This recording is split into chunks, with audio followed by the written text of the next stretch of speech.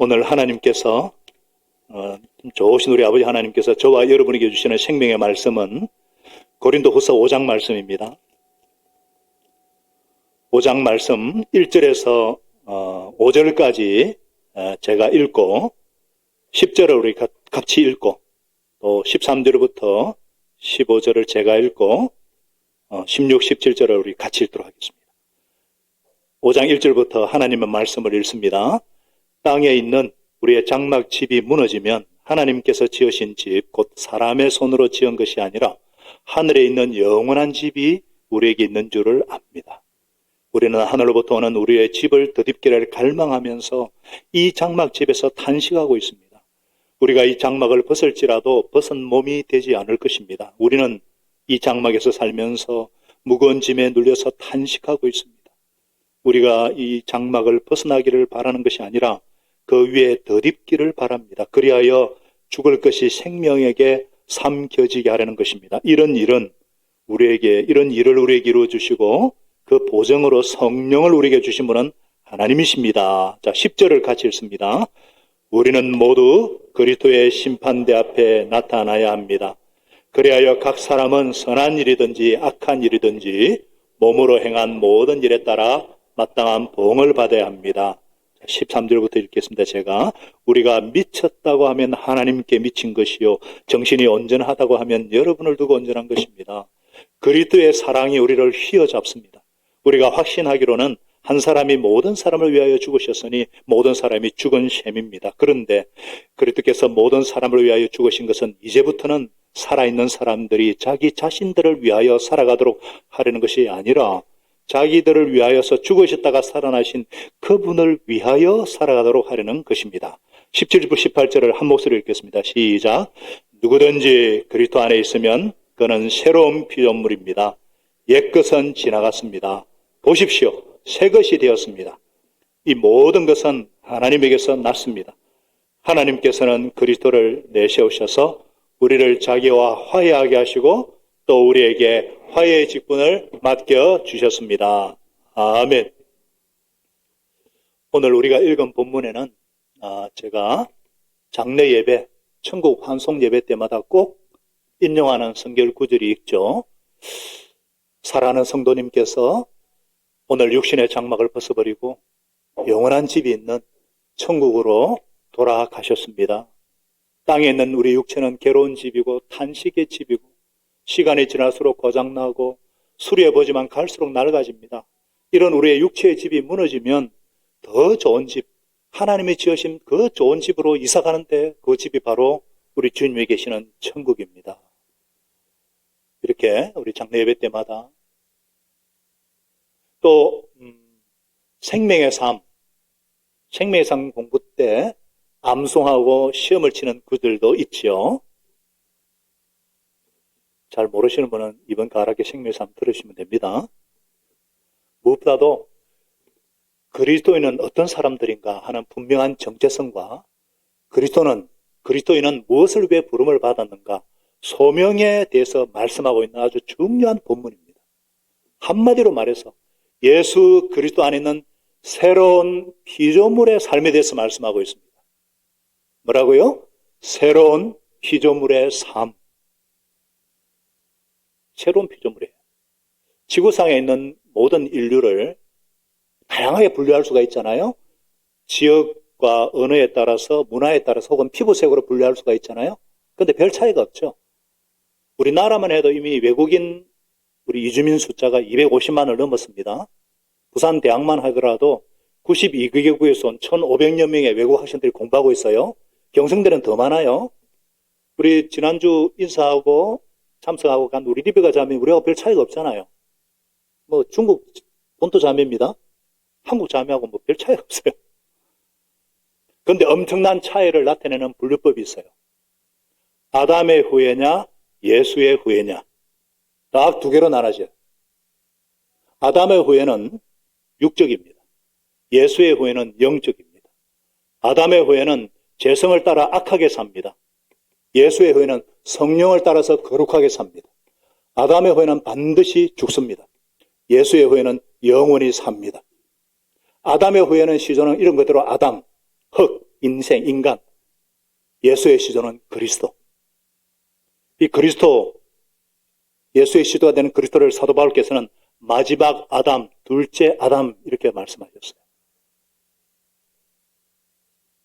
아담을 통해서 인류를 창조하신 하나님께서는 예수 그리스도를 통해서 새로운 인류를 창조하셨습니다. 그래서 17절에 선포합니다. 한 번 더 같이 읽겠습니다. 시작. 누구든지 그리스도 안에 있으면 그는 새로운 피조물입니다. 옛것은 지나갔습니다. 보십시오. 새 것이 되었습니다.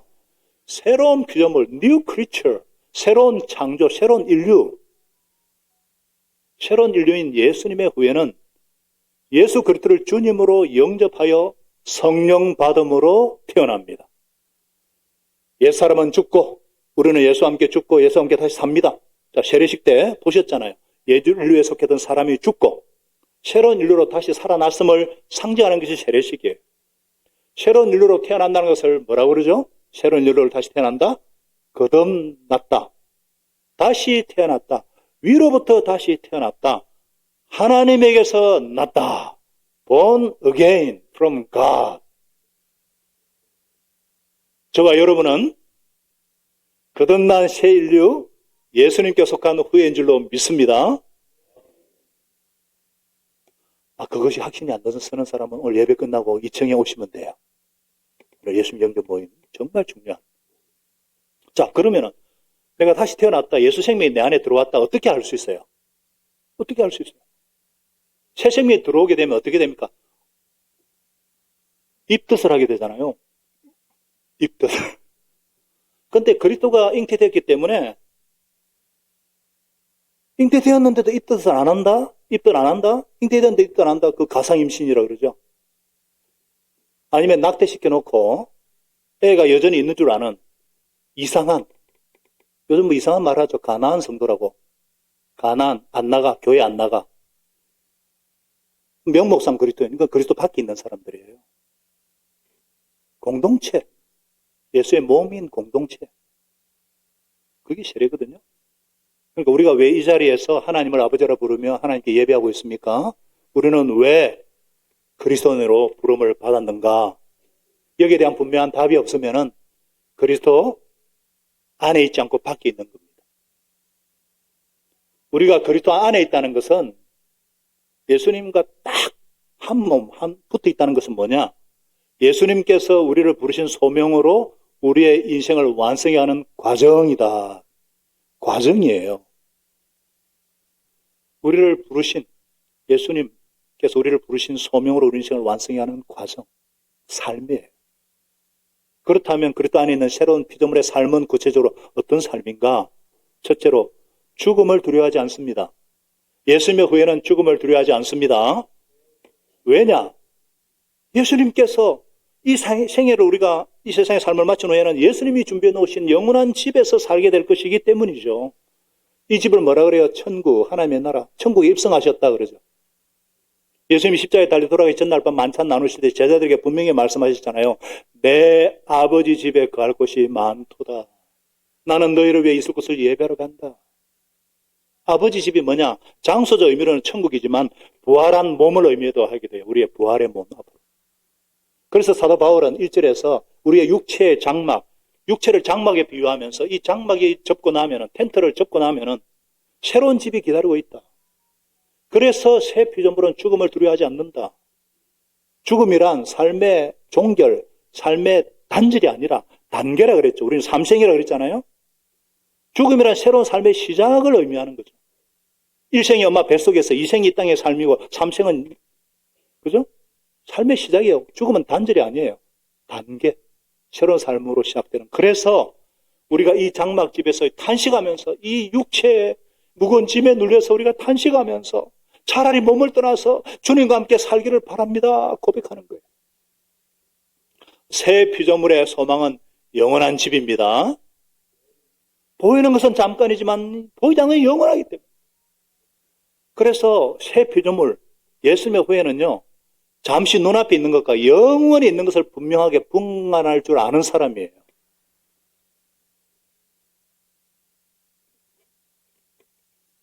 그래서 새 피조물 예수님의 후에는 죽는다고 해도 마음이 든든합니다. 담대하게 살 수 있어요. 그래서 그리스도인들은 진짜 무서운 사람들이에요. 박해를 당해도 버림받지 않고 그 당해도 망하지 않는 무서운 사람들이에요. 사실. 아니 그렇잖아요. 세상에서 죽기를 두려워하지 않는 사람처럼 무슨 사람이 어디 있어요. 여러분 요즘 하도 조폭 영화, 범죄 도시 이런 영화들이 많은데 조폭의 두목을 자세히 보면은 마동석 같이 이렇게 덩치 큰 게 조폭 두목 아니거든요. 그잖아요. 왜소해 보이고 힘도 없어 보이잖아요. 근데 두목이 왜 됐느냐? 상대가 때려서 넘어뜨리면은 일어나 다시 덤비고 때려서 넘어뜨리면 또 좀비처럼 일어나기 때문에 죽일 수도 없고 할 수 없이 항복되니까 이 두목이 마찬가지예요. 죽음을 두려워하지 않으면은 어떤 상도 두렵지 않죠. 그래서 저는 힘들고 아주 두려운 상황이 생기면은 저 스스로에게 이렇게 말을 합니다. 에이, 죽기밖에 더 하겠나? 에이, 죽기밖에 더 하겠나? 그러면 마음 편해지고 용기가 생겨요. 어떤 일이 생기든 죽음이 정말 죽음의 상황이 최악의 상황이 죽는 것인데, 그죠? 최악의 상황이 죽는 거잖아요. 근데 죽는 것을 두려워하지 않는다. 상황을 두려워할 필요가 없다는 생각 때문이죠.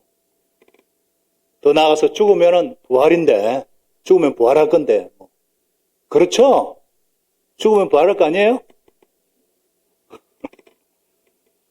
이렇게 말은 하지만 진짜 죽음이 오락가라는 상황에 부딪힐 때 제가 정말 죽음을 두려워하지 않을지는 잘 모르겠어요. 죽음이라는 게 머리에서 생각하는 것하고 막상 닥쳐서 느끼는 것이 다르지 않습니까? 제가 본 영화 중에 아주 기억에 남는 영화가 하나 있는데 런던 해서 폴런이라는 영화가 있어요. 테러리스트에서 런던이 완전히 박살나는 그때 장례식에 참석한 미국 대통령을 인질을 잡아가지고 전 세계 인터넷으로 사람들이 보도록 참수하려고 하는 그때 주인공이 대통령 구하거든요. 제가 그때 대통령은 대통령이 그래도 미국 대통령 자존심 때문에 끝까지 두려워하지 않는데 제가 그걸 보면서 나도 만일에 내가 만일 저런 상황이라면 나도 죽일 테면 죽여봐라. 저도 그렇게 할 수 있을 것 같아요. 왜냐하면 죽음이 끝이 아니라 최종 지장인 걸 믿는 제가 영상을 통해서 많은 어떤 사람들이 보는데 비굴한 모습을 보인다든지 목숨을 구걸하는 거 그렇게 하진 않을 것 같아요. 왜냐하면 죽음 앞에서 의인할 수 있는 하나님 힘을 하나님 아버지께서 주실 줄로 믿습니다. 왜 그렇게 말을 주느냐 하면은 6절에 그 말씀이죠. 이런 일을 우리에게 이루어 주시고 그 보정으로 누구를 주셨다? 성령을 우리에게 주신 분이 하나님이시란. 성령님이 내 안에 계시기 때문에 우리 안에 계시기 때문에 성령님과 동행하며 삶을 살 때에 그런 힘을 주실 줄로 믿습니다. 그래서 예수님도 제자들에게 두려워하지 마라 그랬잖아요. 무엇보다도 우리가 선악간에 반드시 행한 일에 따라서 최후 심판을 그리스도의 심판대 앞에 있음을 우리가 항상 염두에 두고 살기 때문에 우리 새 피조물은요 항상 우리가 마지막 심판대 앞에 설 것을 염두에 두고 살기 때문에 이 땅에서 정말 여러분 신앙생활이라는 게 교양인이 되는 거 아니에요. 종교인 되는 거 아닙니다. 물론 도덕과 윤리를 다 포함하지만 우리는 더 높은 절대적인 가치, 우리는 주님 때문에 그리스도 주님을 기쁘시게 하게 드리는 사람이 되기를 간절히 소원하는 거예요. 우리는 우리 하나님께서 두려운 분임을 알기 때문에 아멘. 우리 하나님이 두려운 분이심을 알기 때문에 경외함으로 단순히 이렇게 막 살인 예고 묻지마 살인하고 그럴 때 두려워하고 이런 게 아니라 정말 우리 육체를 죽일 뿐 아니라 영혼까지 죽일 수 있는 하나님을 경외할 때에 성령님을 모신 자답게 정말 새로운 피조물답게 늘 성령님을 의식하고 최후 심판을 인식하며 사는 것이 중요합니다. 무슨 말이냐? 집안에 어른이 있으면 싸우지 않게 되잖아요. 예의범죄를 지키잖아요. 예의범죄를 지키잖아요.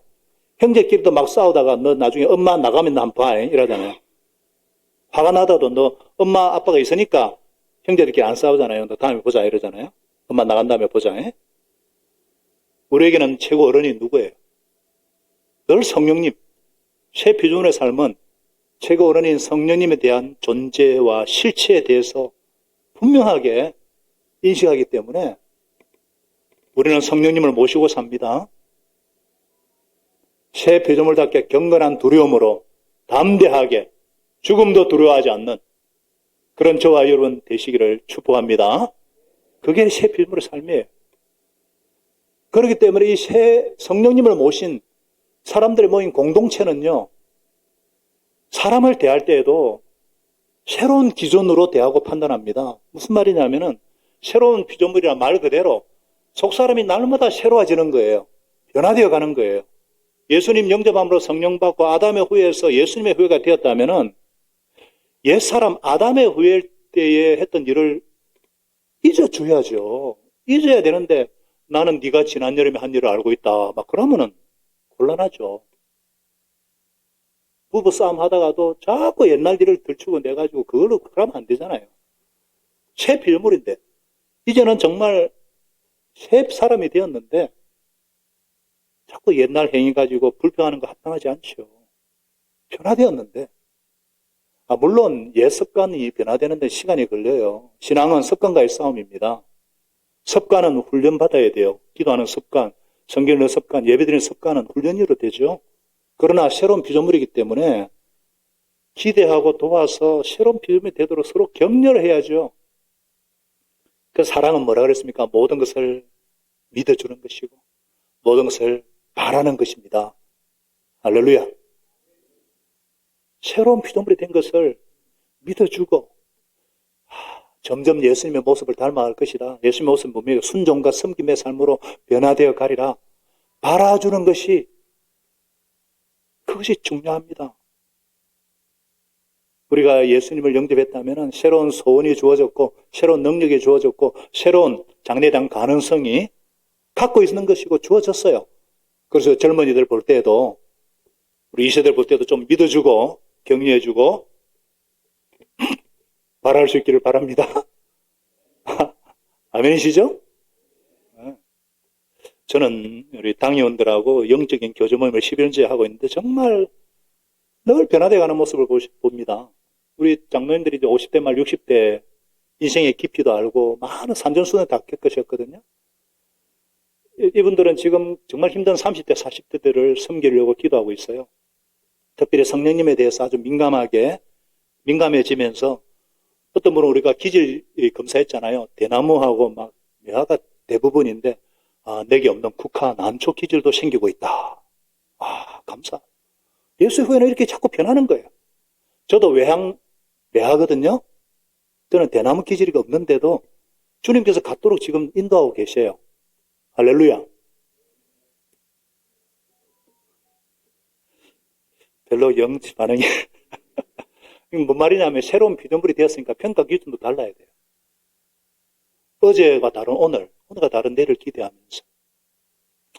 성령 받은 사람들 모인 교회 공동체는요.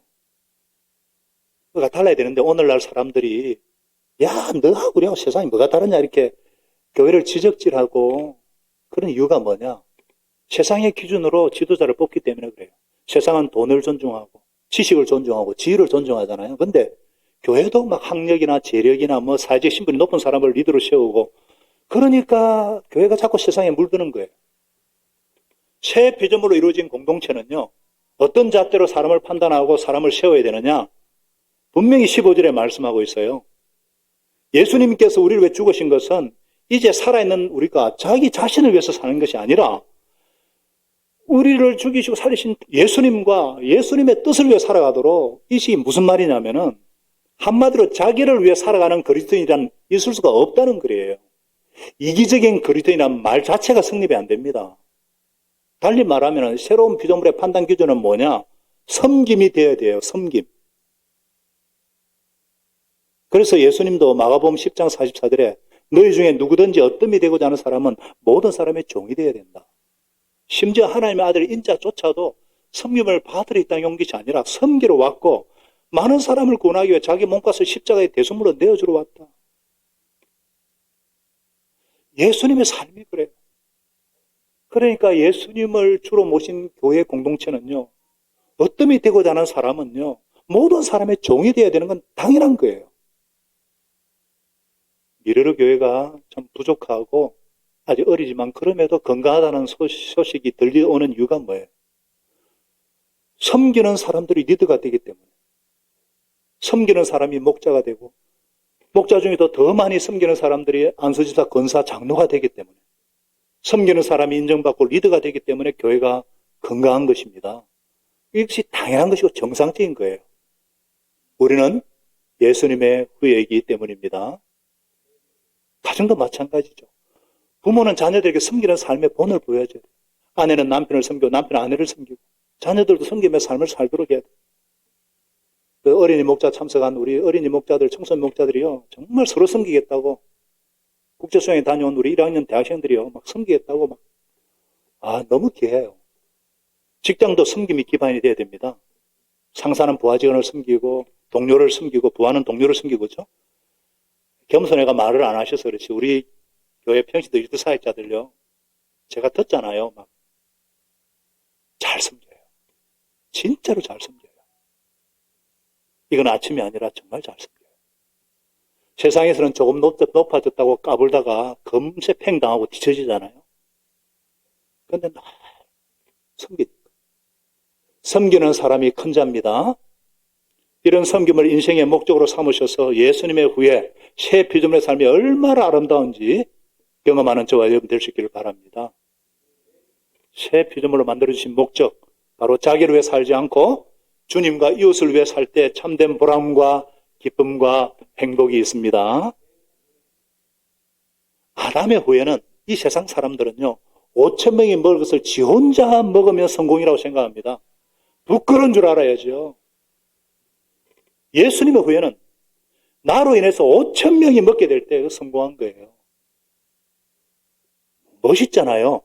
할렐루야. 하나님이 왜 우리를 구원하시고 부르셨습니까? 섬김의 영향력을 더 크게 커지도록 우리가 새 피조물답게 그런 삶을 추구하는 저와 여러분 될 수 있기를 바랍니다. 그런 새 피조물의 삶은 구체적으로 어떤 삶을 살아야 되느냐? 화해의 사명을 주셨습니다. 다 같이요. 화해의 직분과 사명을 주셨다. 화해. reconciliation, 화해. 새로운 사람이 피조물이 된 사람은요, 하나님과 세상을 화해하는 직책을 맡았다는 거예요. 그래서 새로운 피조물이 되었다고 선언하면서 18절에 바로 하나님께서 그리스도를 내시옵소서 우리를 자기와 화해하게 하시고 우리에게 화해의 직분을 맡겨주셨다. 새 피조물은 바로 화해의 직분을 감당해야 된다 이 말씀이죠. 그게 아니면 새 피조물이 아니라는 거예요. 여러분, 화해하다, reconcile, 화해, reconciliation, 화해. 이걸 헬라 원어로 보면 카탈라스라 그러거든요.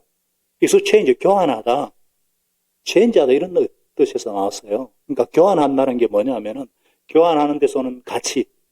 누구와 화해하려면요, 내 시간하고 그 사람 시간과 바꿔야 돼요. 내 정성을, 내 사랑을 바꿔야 되고, 내 불편함을 손해를 보고, 내 편함을 손해를 보고, 불편함을 감수하고, 희생하기로 결정하는 것이 이 화해거든요. 오늘날 왜 다툼과 시비가 많은가? 다 자기가 옳다니까. 손해 안 보려고 하니까. 그런데 하나님은 어떤 분이셨어요? 우리의 죄가를 따지지 아니하시고 전혀 죄를 모르시는 죄가 없으신 예수님께 우리 모든 죄를 다 뒤집어 씌우시고 우리와 화해하셨어요. 이게 뭐예요? 이게 십자가예요. 십자가. 십자가라는 게 교환 가치. 하나님의 의가 흘러 들어오고 우리의 죄가 그분에게 전가되는 교환 가치가 일어나는 곳이에요. 신학적인 용어로 이중전이가 일어나는 곳이다 이런 말을 하는데, 그래서 그분이 우리의 대신에 우리의 죄와 오물을 다 뒤집으시고 죽으신 곳이 십자가예요. 예수님의 십자가의 죽음으로 우리는 하나님 안에서 그리스도 안에서 의가 되는 거예요. 한번 상상해 보세요. 예수님 때문에 하나님과 원수됐던 저희들이 화해하게 되었고 우리가 어떤 존재가 되었는가. 여러분, 이 땅에 그리스도인들이 없으면요, 이 땅은 정말 만인에 대한 만인의 투쟁이에요. 저는 예수님 믿기 전에는 그렇게 듣고 배웠어요. 죽기 아니면 까무러치기다. 밟고 일어서야 된다. 만인에 대한 만인의 투쟁이다. 토마스 홉스가 그런 말했죠. 그렇게 듣고 배웠어요. 그런데 예수님 안에서는 아니에요. 그때는 몰라서 싸우고 알아도 싸우고 막, 제가 얼마나 투쟁적으로 살아왔는지 축구할 때도 신경질 나서 싹 하면 더 잘해요. 공부도 막 싸울 듯이 이기려고 하니까. 그러니까 늘 긴장하고, 그런데 이런 제가 십자가로 하나님과 화해가 되니까 저 자신과도 화해가 되었어요.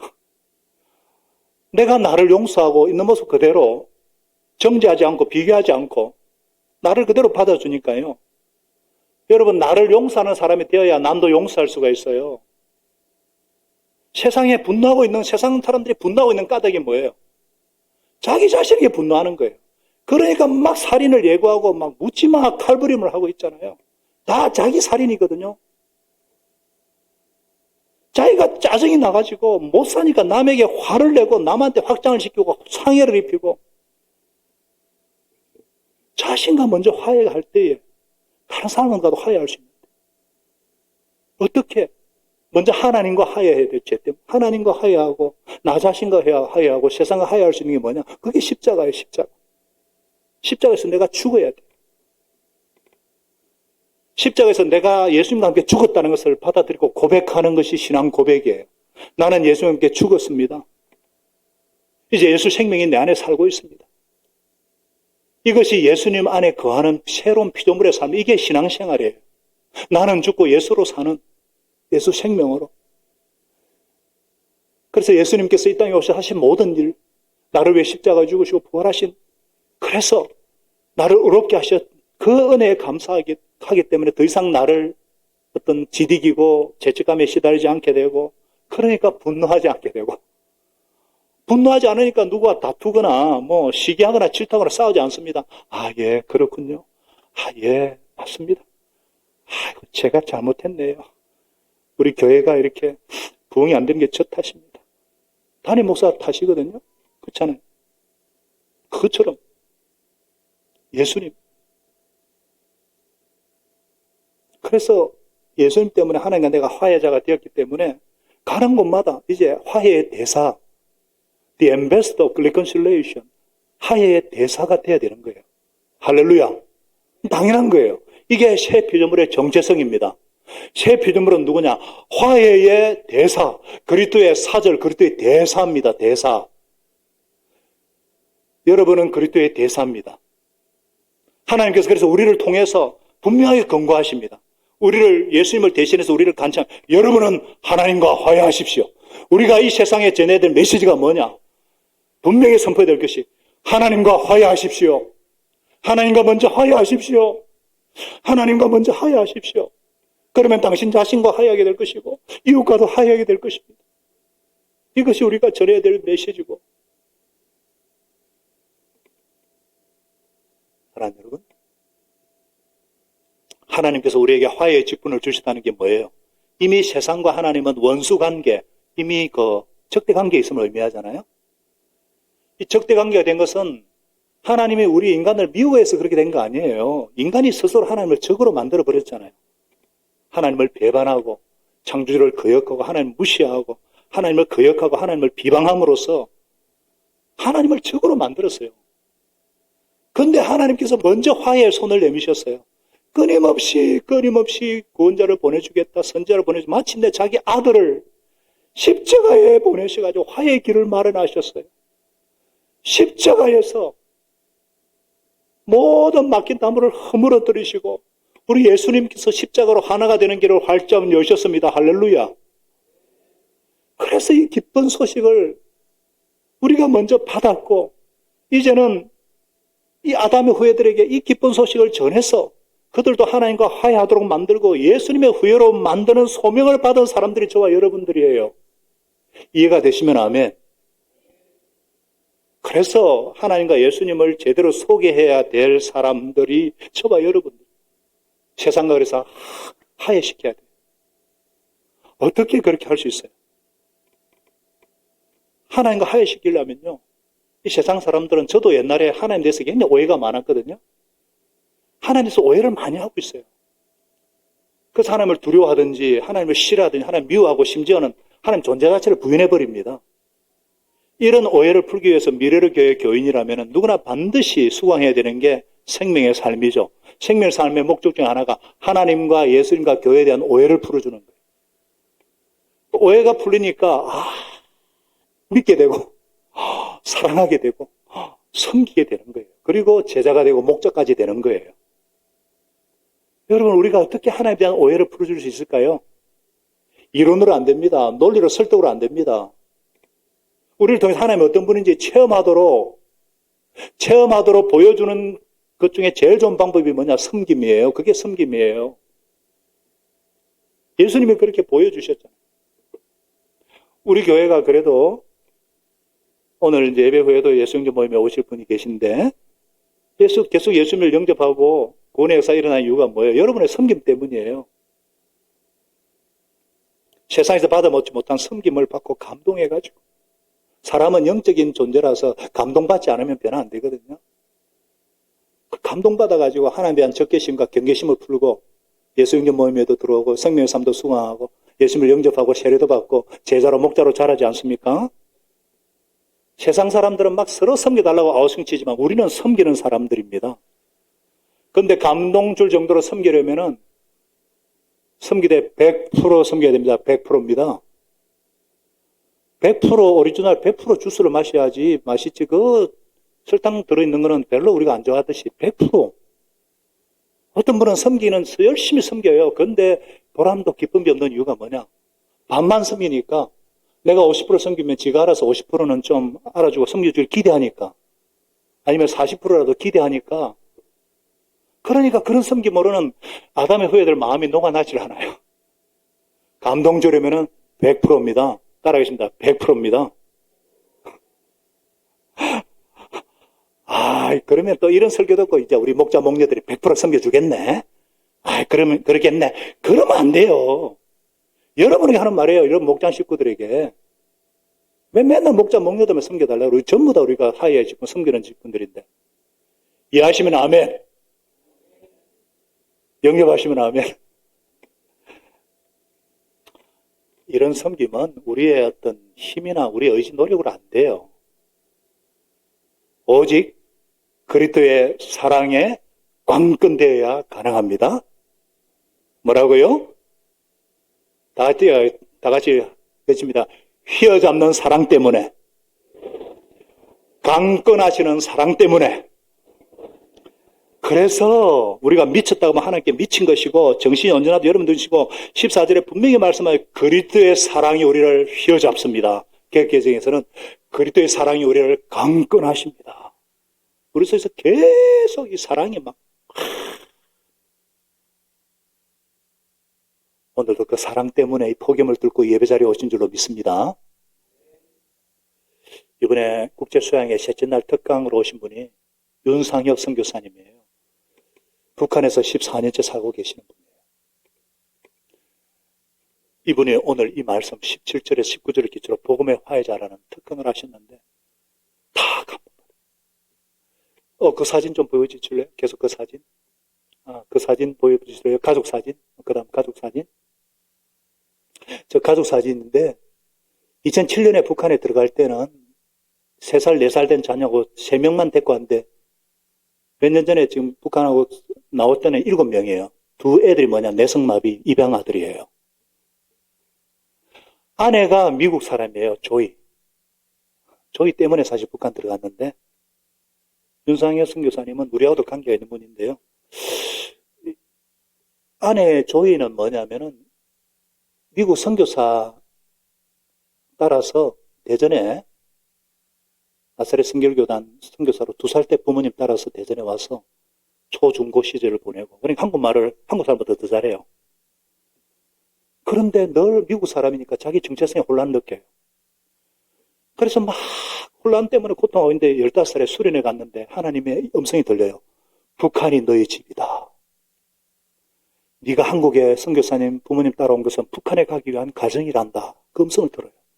그래서 대학을 부모님 미국에 들어갔어요. 거기에서 그 대학의 유일한 한국 학생인 유학생인 윤상혁 선교사를 만나요. 윤상혁 선교사는 공부하고는 담싸한 분이에요. 수학 빵점짜리인데 미국에서 척추 관절 분야 박사예요. 하나님의 기적이거든요. 그건 다.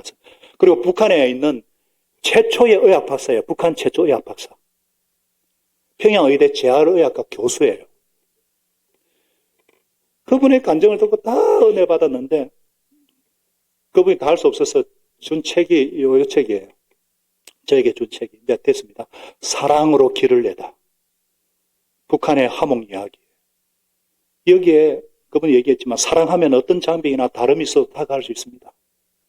저는 한국 배경, 아내는 미국 배경인데 북한에서 보면은 서로 대립하는 두 국가에서 온 사람입니다. 그런데 재활병은 그런 병원을 통해서 화해를 이루게 하시고 뇌성마비 자폐증 가진 북한 아이들을 교육하고 치료하고 엄청난 기적의 역사들이 나오거든요. 그래서 북한 의료계에 새로운 길을 열고 성년인도 때 화해의 통로가 돼요. 정치를 빼면은 진보 보수 모든 북한하면 빨갱이 그거 전혀 아니에요. 북한 사람 그런 사람은 아니래요. 정치를 빼면 사람이 보인다는 거예요. 그리고 통일이라는 단어보다 화해, 화목에 주목하자고 말씀하고 있어요.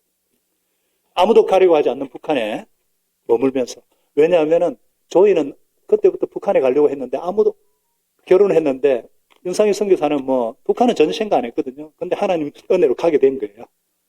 거기에서 머물면서 이분이 한 얘기 뭐냐면 화목을 위해서 작은 일 하나 했다는 거예요. 원수되었던 것을 정상적인 상태로 돌려놓는 것.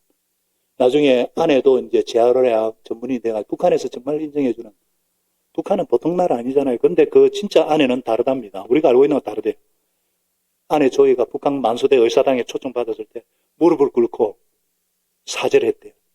6.25 전쟁 기간 동안에 서로 했던 일, 미군과 북한이 서로 했자는 일에 대해서 먼저 용서를 구합니다. 나의 소원은 언젠가는 북한과 미국이 서로 화해하는 것입니다. 그게 어느 사람 다 눈물 흘린 거예요. 제가 그 대목을 때 저도 울었어요. 윤상효 선교사님이 하는 말이 사랑은 나의 시간표에 맞춰서 상대에게 요구하는 것이 아닙니다. 상대의 시간에 나를 던지는 것입니다. 상대는 평생 내가 생각하는 속도에 맞춰서 변화되지 않을 수도 있습니다. 그러나 예수님도 우리가 죄인 되었을 때 우리를 우리 자리에서 만나 주셨습니다. 예수님은 누구인지도 우리가 알아보지도 못하고 이해하지 못한 우리를 위해서 생명을 주셨습니다. 예수님처럼 그저 같은 자리에 앉아주는 것이 사랑입니다. 하나님이 원하시는 그것은 사역의 어떤 공적이나 열매가 아니라 엄청난 일을 하시거든요. 근데도 이분의 고백이 그거예요. 하나님이 원하시는 것은 또 사역의 공적이 아니라 우리가 하나님과 깊은 사랑에 빠지는 것입니다. 예배자로서 주어진 것이 없어도 내가 이곳에서 기도하면서 그 자리를 살아내고 지켜내는 삶이야말로 가장 위대한 사역입니다. 제가 그 고백을 듣고 저도 기도했어요. 무릎 꿇고 주님, 저도 오직 주님의 사랑에만 관건되게 하여 주옵소서. 그래서 제가 일생 화해의 통로로 사용되어지게 하여 주옵소서. 이 과정은 다시 지금 들어갈 준비하고 있어요. 태백에서 전 세계 브라질, 네팔, 북한을 위해서 사는 사람들 훈련하고 또 갈 준비하고 있거든요. 사랑하는 여러분, 제가 하는 얘기의 포인트는 뭐냐면은 우리가 정말 새 피조물, 예수님의 후예라고 하면은 우리의 정체성은 뭐냐? 화해의 직분입니다. 예수님이 아니면 해결할 수 없는 문제를 안고 사는 사람들에게 하나님에 대한 오해를 풀어주고 하나님과 화해하도록 해서 하나님께로부터는 도움을 받도록 하는 것이 우리를 새 피조물로, 우리를 예수님의 후예로, 예수 제자로 부르신 주님의 뜻이요 우리의 사명인 줄로 믿습니다. 우리가 그런 축복을 누리고 있으니 이 축복을 이웃들도 맛볼 수 있도록 내가 내밀어야 될 화해는 누구입니까? 기도하겠습니다. 오늘 말씀을 듣고 우리 한 1, 2분 정도 하나님께서 내게 주신 말씀이 있다면 내가 하나님과 화해하고 싶으신 분이 있다. 나 자신과 화해하고 싶다. 정말 예수님의 강건한 사랑을 제가 더 누리기를 원하고 싶습니다 하시는 분들 오늘 말씀 붙잡고 기도하시면 성령님께서 만져주십니다. 기도하겠습니다. 아버지, 하나님 아버지,